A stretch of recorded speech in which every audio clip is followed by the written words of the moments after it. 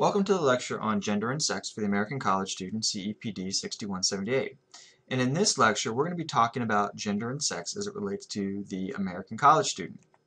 So some of the objectives of this presentation is going to be to discuss the differences between male and female students, as well as looking at some trends in terms of male and female students.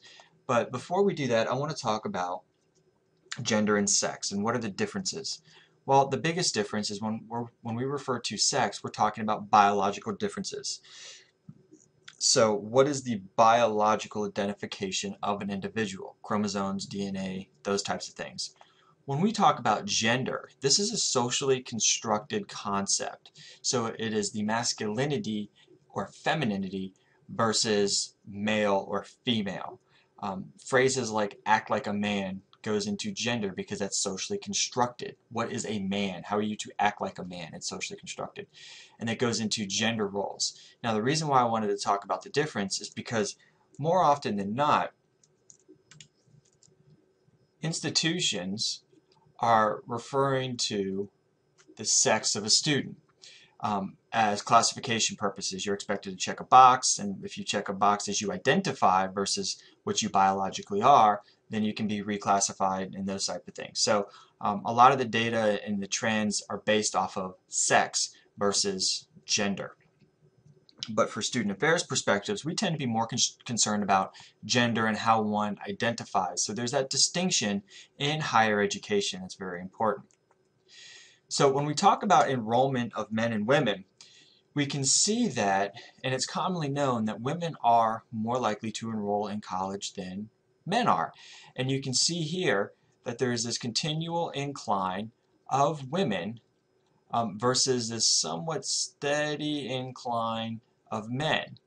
But here, this is a 10% increase, and this is an 18% increase. So you can see that by 2021, almost twice as many women are going to be enrolling into college as men are, based on the increase. Now this is going to present some unique challenges for student affairs in terms of support, because now men are already starting to be considered a high-risk population. Now, this is interesting that men are considered to be a high-risk populations because one of the things that they don't have to worry about is a gender identity. Because by being a man, that is considered socially acceptable as long as you are conforming to male roles in society. So what does that mean, conforming to male roles? Well, it means that you're to be successful, you're to be in a strong major, you're to suppress your emotions.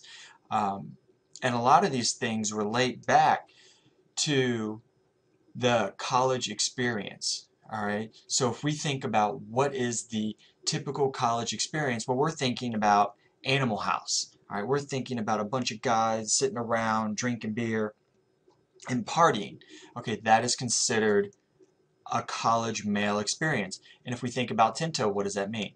That means we have a big S and a small academic social system. So what does that result in? Well, it results in a lower GPA. Okay, it can result in less formal engagement because they're being engaged socially, but they might be disengaged academically. They're less likely to do community service. They're less likely to be a part of student organizations that don't contribute to or conform to male roles. So there's a lot of challenges here that males face, but they wouldn't perceive themselves as challenges because they're just doing what they're expected to do by the socially constructed concept of gender. Now, how does this differ to female? Well, for females, they have a lot of successes because they're more likely to graduate, they have higher levels of engagement on campus, and they have a higher GPA. And we know, based on Aston student involvement theory, the higher engagement levels is going to lead to greater successes in other areas.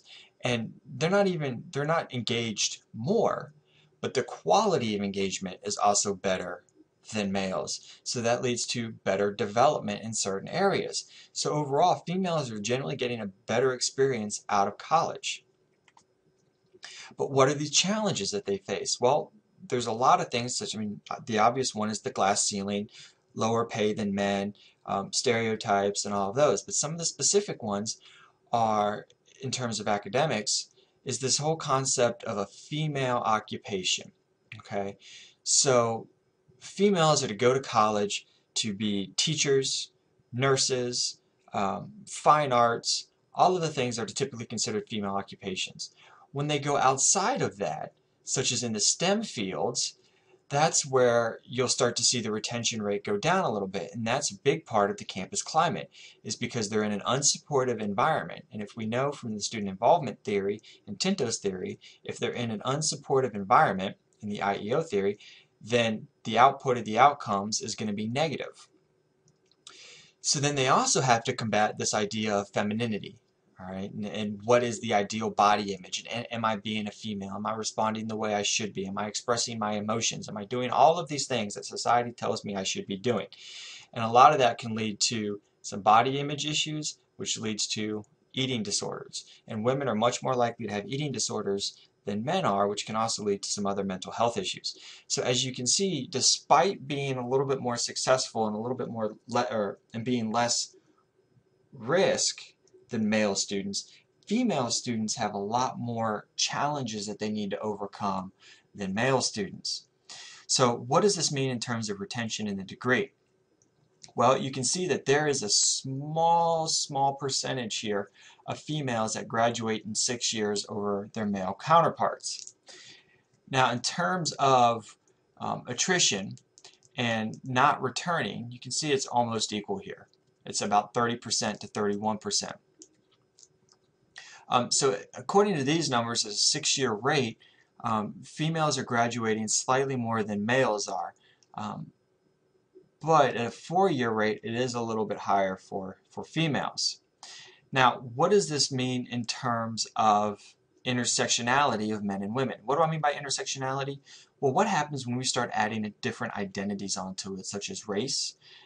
So when we start talking about African American males or African American females, what are the differences here? Asian American males versus Asian American females, white males versus white females. Some interesting differences start to happen because you start to have additional layers that get added to these gender roles. And from the race and ethnicities lecture, you know that minority students tend to have greater challenges that they have to overcome. So then you add on top of that other issues such as gender role, you can create some, there can be the perfect storm where we as student affairs administrators really need to help overcome. So when we look at this intersectionality, you can see a big difference between the male versus the female. Now, if we look at the white males versus the white females, again, you can see white females are slightly more likely to graduate than their white male counterparts. Now, if you look at the black or African American males versus females, it's almost the same. That's right here. But if you look at the Hispanic, again, Hispanic females are more likely to graduate than the Hispanic males. And the Asian American females are almost twice as likely to graduate than the Asian American males. And that's a very interesting statistic. And I don't necessarily know why that may be, but I think that is fascinating that a population in terms of gender can be twice as likely in those areas. And you can see here American Indian males are more likely to graduate than females, and then we have some other categories and then more race than one. So as you can see that there is some factor that gender does play in terms of retention when we break out the differences here. And this is a cumulative retention and attainment rate at their first institution over a 6-year period. So the rate, it's a 6-year rate as opposed to a 4-year rate. So what does this mean in terms of engagement? Well, it presents some really tough challenges, particularly for males, because when we think about engaging males, you know, we can talk about doing support groups or transition programs or all of these things to help them. But think about the gender construction of identity. What does it mean to be a man? You know, don't cry, be a man, be strong. You don't need these programs. You need to have a typical college experience. Well, then how do we go about getting these men engaged in programs that are supportive and encouraging and are mentoring that go against this gender role of masculinity. So that's a big challenge that we have to overcome, but we can have programs that are geared to specific populations, such as African Americans, like our African American Male Initiative, and other types of things. But it is a population we need to be focusing on because they are becoming less likely to graduate, they're having lower GPAs, and they're becoming a high-risk population. I mean, that's a fact. Now, in terms of females, they're a lot more open to their experiences, so it's a lot less challenging to engage them. They share their feelings of concern. They're much more likely to become engaged in a variety of different activities, open to finding new experiences and doing different things. So, not saying that there's things that we need to work through, particularly in the STEM fields for females, but a big focus right now needs to be on engaging males and breaking through this whole socially constructed idea of being a man and gender construction. So this is the lecture on the male and female American college student. As always, let me know if you have any questions.